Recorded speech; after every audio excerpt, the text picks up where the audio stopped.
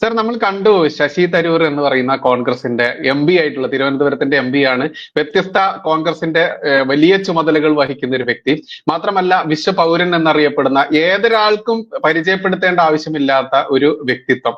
ആ വ്യക്തിത്വം ഇന്ന് ഭാരതത്തിന് വേണ്ടി വിദേശ രാജ്യങ്ങളിലൂടെ ഭാരതത്തിന്റെ ഓപ്പറേഷൻ സിന്ദൂർ എന്ന് പറയുന്ന പാകിസ്ഥാൻ എന്ന് പറയുന്ന ദുഷ്ടരാജ്യം, തെമ്മാടി രാഷ്ട്രത്തിനെതിരെ രാജ്യമെടുത്ത നടപടികൾ വിശദീകരിക്കാൻ വേണ്ടി പോയ സമയത്ത് അഭിനന്ദനാർഹമായിട്ടുള്ള അഭിമാനകരമായിട്ടുള്ള കാര്യങ്ങളൊക്കെ ഇന്ന് നമ്മൾ കേട്ടുകൊണ്ടിരിക്കുകയാണ്. ഇന്ന് രാവിലെ തന്നെ കൊളംബിയ എന്ന് പറയുന്ന രാജ്യത്തോട് കൃത്യമായിട്ട് ഭാരതത്തിന്റെ നിലപാട് അവരുടെ മുഖത്ത് നോക്കി അവരുടെ മടയിൽ ചെന്നുകൊണ്ട് വ്യക്തമാക്കുന്ന രീതിയിലൊക്കെ നമ്മൾ കണ്ടു.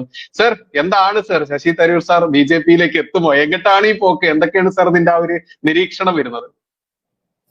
കൊളംബിയ എന്ന് പറയുന്ന രാജ്യം എന്താണ് ചെയ്തത് എന്ന് കേൾക്കുമ്പോൾ നമുക്ക് അമ്പരപ്പുണ്ടാവും. കൊളംബിയ എന്ന രാജ്യം പാകിസ്ഥാനിൽ മരിച്ചവർക്ക് അനുശോചനം അർപ്പിക്കുകയുണ്ടായി. അതായത് പാകിസ്ഥാനിൽ മരിച്ചവരെ കൊളംബിയ കണ്ടു, ഇന്ത്യയിൽ മരിച്ചവരെ കൊളംബിയ കണ്ടില്ല. ഞാൻ ആദ്യം വിചാരിച്ചത് കൊളംബിയ ഒരു മുസ്ലിം രാജ്യമായിരിക്കും, അല്ലെങ്കിൽ പിന്നെ എന്താ ഇങ്ങനെ പെരുമാറുന്നത്. പിന്നീട് അതിന്റെ ഡീറ്റെയിൽസ് പഠിച്ചപ്പോ കൊളംബിയയിൽ മുസ്ലിങ്ങളെ ഇല്ല. അവിടെ 74% കത്തോലിക്കരും 14% പ്രൊട്ടസ്റ്റന്റുകാരും ബാക്കിയുള്ളത് മറ്റുള്ള ക്രിസ്ത്യാനികളുമാണ്. ഇത് സ്പെയിനിന്റെ ഒരു കോളനിയാണ്. വടക്കേ അമേരിക്കയും തെക്കേ അമേരിക്കയും തമ്മിൽ ചേരുന്ന ആ പനാമ കടലിടുക്കിനോട് അടുത്ത് പനാമ എന്ന രാജ്യത്തിനോട് ചേർന്ന് കിടക്കുന്ന രാജ്യമാണ്. 5.25 കോടി ജനസംഖ്യ മാത്രമാണ് അവിടെ ഉള്ളത്. പക്ഷെ വളരെ സമ്പന്ന രാജ്യമാണ്, പ്രകൃതി രമണീയമായ സ്ഥലമാണ്. അപ്പോൾ ഈ കൊളംബിയയിലാണ് നമ്മുടെ രാഹുൽ ഗാന്ധിയുടെ ചിഹ്ന വീട്. രാഹുൽ ഗാന്ധി ഇടയ്ക്കിടയ്ക്ക് പോകുന്നത് കൊളംബിയയിലേക്കാണ്. അദ്ദേഹത്തിന്റെ ഒരു കാമുകി അവിടെ ഉണ്ടെന്നുള്ളത് എല്ലാവർക്കും അറിയാം. ഇനി അദ്ദേഹത്തിന്റെ സ്വാധീനം കൊണ്ടാണോ കൊളംബിയ ഈ ഒരു നിലപാടെടുത്തതെന്നുള്ളത് നമ്മൾ സംശയിക്കേണ്ടിയിരിക്കുന്നു. അതിനെപ്പറ്റി ഇനി അന്വേഷിച്ചാലേ അറിയാൻ പറ്റൂ. ഏതായാലും രാഹുൽ ഗാന്ധിയുടെ മനസ്സിലിരിപ്പ് പോലെയാണ് കൊളംബിയ പ്രതികരിച്ചത്. അവിടെയാണ് ശശി തരൂർ, കോൺഗ്രസ്സുകാരനായ ശശി തരൂർ വളരെ വ്യക്തമായി കാര്യങ്ങൾ വിശദീകരിച്ച് ബോധ്യപ്പെടുത്തിയത്. ഇതിൽ നിന്ന് നമ്മൾ മനസ്സിലാക്കേണ്ട ഒരു കാര്യം, ഇത്രയും ഭീകരമായ ഒരു പ്രദേശം, അതിനൊരു രാജ്യം, പാകിസ്ഥാനെ ഇനി ഒരു രാജ്യമൊന്നും വിളിക്കാൻ പറ്റിയല്ല, അതൊരു ഭീകര പ്രദേശം എന്ന് മാത്രം മുദ്ര കുത്തപ്പെടേണ്ട ഒരു സ്ഥലമാണ്. ആ സ്ഥലത്ത് ഇന്ത്യ കൊലപ്പെടുത്തിയ ഭീകരവാദികൾ, അവരൊക്കെ അന്താരാഷ്ട്ര ഭീകരവാദികളാണ്. തലയ്ക്ക് കോടിക്കണക്കിന് രൂപ വില പറഞ്ഞ, അമേരിക്ക അടക്കമുള്ള രാജ്യങ്ങൾ അംഗീകരിച്ച ഒരു ഭീകരവാദിയായിട്ടുള്ള രാജ്യം, അവിടുത്തെ ഭീകരവാദികളായിട്ടുള്ള നേതാക്കന്മാരെ ഇന്ത്യ അതിർത്തി കടന്ന് മിസൈലുകൾ അയച്ച് കൊലപ്പെടുത്തി. അങ്ങനെ കൊലപ്പെടുത്തുമ്പോൾ അതിന്റെ കാരണമുണ്ടെന്ന് നമുക്കറിയാമല്ലോ. ഓപ്പറേഷൻ സിന്ദൂർ ആരംഭിക്കുന്നത് എവിടെ നിന്നാണെന്നറിയാം. പഹൽഗാമില് മതം ചോദിച്ച് അമുസ്ലിങ്ങളായിട്ടുള്ള ആൾക്കാരെ വേർതിരിച്ചു നിർത്തി ഹിന്ദുക്കളെ കൂട്ടക്കൊല ചെയ്യുന്ന ആ ഒരു സംഭവം കൊളംബിയ എന്ന് പറയുന്ന ഒരു രാജ്യം അറിഞ്ഞതേ ഇല്ല എന്ന് പറയുമ്പോൾ അവിടുത്തെ ക്രൈസ്തവരോട് നമുക്ക് സഹതാപമാണ് തോന്നുന്നത്.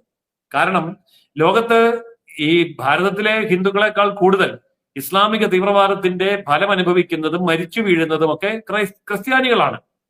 അങ്ങനെയുള്ള സത്യം ലോകത്തിന്റെ പല ഭാഗത്തും, അമേരിക്കയും യൂറോപ്പും അടക്കം അനുഭവിച്ചുകൊണ്ടിരിക്കുന്ന ആധുനിക കാലഘട്ടത്തിൽ 100% ക്രിസ്ത്യാനികൾ മാത്രമുള്ള കൊളംബിയ എന്ന് പറയുന്ന രാജ്യം ആ ഇസ്ലാമിക തീവ്രവാദികൾക്ക് അനുശോചനം അർപ്പിക്കുന്നു എന്ന് പറഞ്ഞാൽ അതിന്റെ അർത്ഥം എത്രമാത്രം ഭീകരമാണ്. അപ്പൊ നാടൻ ഭാഷയെ പറഞ്ഞ് കണ്ടാലും പഠിക്കല, കൊണ്ടാലും പഠിക്കല, അങ്ങനെ ചില തിരുമണ്ടൻ രാജ്യങ്ങളുണ്ടെങ്കിൽ അവിടെ തരൂരിനെ പോലെയുള്ളവർ എന്തുമാത്രം അധ്വാനിക്കേണ്ടി വന്നു കാണും സത്യമൊന്ന് ബോധ്യപ്പെടുത്താൻ. ഇതാണ് ഇപ്പോ ഈ ഒരവസ്ഥയിൽ നമുക്ക് കാണുന്ന ഒരു ചിത്രം. എന്നാൽ ആ ശശി തരൂരിനെതിരായിട്ട് കോൺഗ്രസിൽ പടയൊരുക്കം ആരംഭിച്ചിരിക്കുന്നു. പല നേതാക്കന്മാരും പരസ്യമായിട്ട് പറയുന്നു, ഇതെന്താ ശശി തരൂർ എന്ന് പറയുന്നത് BJP-യുടെ സൂപ്പർ വക്താവാണോ, അല്ലെങ്കിൽ നരേന്ദ്രമോദിയുടെ ജോലിയാണോ അദ്ദേഹം ചെയ്യുന്നത് എന്നൊക്കെ കോൺഗ്രസ് പ്രതികരിച്ചു തുടങ്ങി. ഈ പോക്ക് പോയാൽ ശശി തരൂര് തിരിച്ചെത്തിയാൽ ഉടനെ അദ്ദേഹത്തിനെ പാർട്ടിയിൽ നിന്ന് പുറത്താക്കും എന്നുള്ള മട്ടിലുള്ള ചർച്ചകളും ആരംഭിച്ചിട്ടുണ്ട്. അതായത് നരേന്ദ്രമോദിയെ മുച്ചൂടും ചീത്ത പറയാനും ഭാരതത്തെ അവഹേളിക്കാനും രാജ്യം നേടിയ യുദ്ധവിജയം അത് വിജയമല്ല പരാജയമാണ് എന്ന് വ്യാഖ്യാനിക്കാനും ഓടി നടക്കുന്ന രാഹുൽ ഗാന്ധിയും അദ്ദേഹത്തിന്റെ പാർട്ടിയും, ആ പാർട്ടിയിലെ ദേശസ്നേഹമില്ലാത്ത രാഹുൽ ഗാന്ധിയെ പോലെ തന്നെ വിദേശ മമതയുള്ള കോൺഗ്രസ് നേതാക്കൾ ഇപ്പോൾ ശശി തരൂരിനെതിരെ പരസ്യമായി രംഗത്ത് വരികയും അദ്ദേഹത്തെ ആക്ഷേപിക്കുകയും കുറ്റപ്പെടുത്തുകയും അദ്ദേഹത്തിനെതിരെ പ്രസ്താവനകൾ നടത്തുകയും ചെയ്തുകൊണ്ടിരിക്കുകയാണ്. ശരിക്കും പറഞ്ഞാൽ മറ്റേതെങ്കിലും ഒരു രാജ്യമാണ്, ഒരു കമ്മ്യൂണിസ്റ്റ് രാജ്യത്തോ മറ്റോ ആണെങ്കിൽ ഇവരെ പിടിച്ച് ജയിലിൽ അടയ്ക്കും. ജനാധിപത്യ രാജ്യമായതുകൊണ്ട് നമുക്കത് ചെയ്യാൻ പറ്റില്ല. അപ്പോൾ ആ ഒരു നിലപാട് കോൺഗ്രസ് പാർട്ടിയുടെ നിലപാടായി നമ്മൾ മനസ്സിലാക്കുകയാണെങ്കിൽ ഉറപ്പാണ് ശശി തരൂർ തിരിച്ചെത്തി എയർപോർട്ടിൽ കാലുകുത്തിയാൽ അടുത്ത നിമിഷം അദ്ദേഹത്തെ കോൺഗ്രസ് പാർട്ടിയിൽ നിന്ന് പുറത്താക്കും. അങ്ങനെ അദ്ദേഹം കോൺഗ്രസ് പാർട്ടിയിൽ നിന്ന് പുറത്താകുന്ന സമയത്ത് അദ്ദേഹത്തെ ബി ജെ പിയിൽ എടുക്കുമോ, അദ്ദേഹം ബി ജെ പിയിൽ ചേരുമോ എന്നുള്ളത് വരട്ടെ. എനിക്ക് തോന്നുന്നത് കോൺഗ്രസ് പാർട്ടി നെടുകെ പിളരും എന്നാണ്. കാരണം ദേശീയവാദികളായ കോൺഗ്രസും പാകിസ്ഥാൻ പക്ഷപാതികളായ കോൺഗ്രസും എന്ന രണ്ട് വിഭാഗം ആൾക്കാർ കോൺഗ്രസിൽ ഉണ്ടാവാൻ സാധ്യതയുണ്ട്. അതുകൊണ്ട് കോൺഗ്രസ് പാർട്ടിയിൽ ഒരു പിളർപ്പ് ശശി തരൂരിന്റെ പേരിൽ സംഭവിച്ചു കൂടായികയില്ല. അങ്ങനെ വരികയാണെങ്കിൽ ദേശീയവാദികളായിട്ടുള്ള ദേശസ്നേഹമുള്ള കോൺഗ്രസുകാർ, സാധുക്കളായിട്ടുള്ള കോൺഗ്രസിൽ ഇപ്പോഴും പെട്ടുകിടക്കുന്ന ദേശീയവാദികളായിട്ടുള്ള കോൺഗ്രസുകാരുണ്ടെങ്കിൽ അവരുടെ നേതൃത്വം ഏറ്റെടുത്തുകൊണ്ട് ശശി തരൂരിന്റെ നേതൃത്വത്തിൽ കോൺഗ്രസിലൊരു നെടുകെയുള്ള പിളർപ്പ് ചിലപ്പോൾ സംഭവിച്ചു എന്ന് വരാം.